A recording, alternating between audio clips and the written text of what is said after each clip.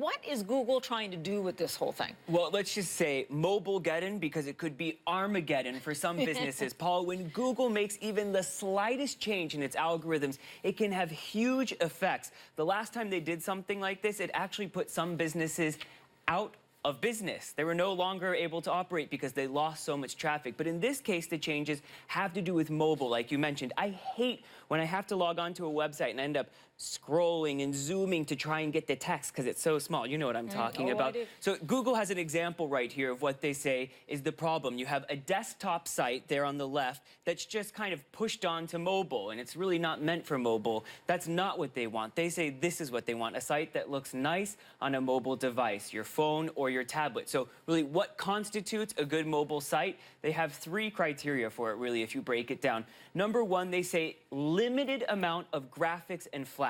Flash are those highly designed, beautiful animations that take a long time to load. So they don't want those on mobile. So that's number 1. Number 2, pages that scroll up and down. Think about how you use your mobile device, Paula. Use your thumb to go up and down. No scrolling left and right. That's desktop, and they want mobile.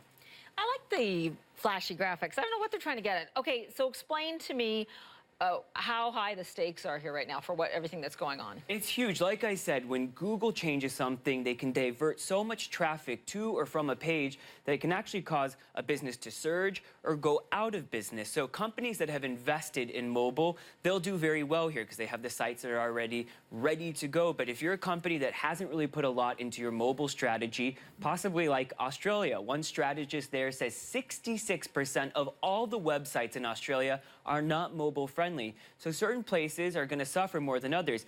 Interestingly, you have places like Africa and Latin America that were late to the internet game, so their sites are already mobile optimized because those societies are more mobile. It's easier to get internet on your devices there than it ever was on desktop. So those places will do very well. But the stakes are very high for a lot of these companies. Okay, so far we've kind of skirted around the controversy here. Let's dive right in, Sam. You know, the point is a lot of people accuse Google of really playing God with all this. Why do they get to decide, you know, what comes up on my search? Well, at the end of the day, they want what's best for the user, for us, because like I said, I don't like to have to put my eye up to the phone to try and see the text. I want to see something that looks very good. Now, interestingly, you know they've had a lot of problems with the EU Google. The EU website is not optimized for mobile, so tomorrow Google will be pushing the EU website down the list. That probably won't put them in the EU's good books. Did anyone mention that to them? Well, not high up in the good books, at least. But the point is, they want...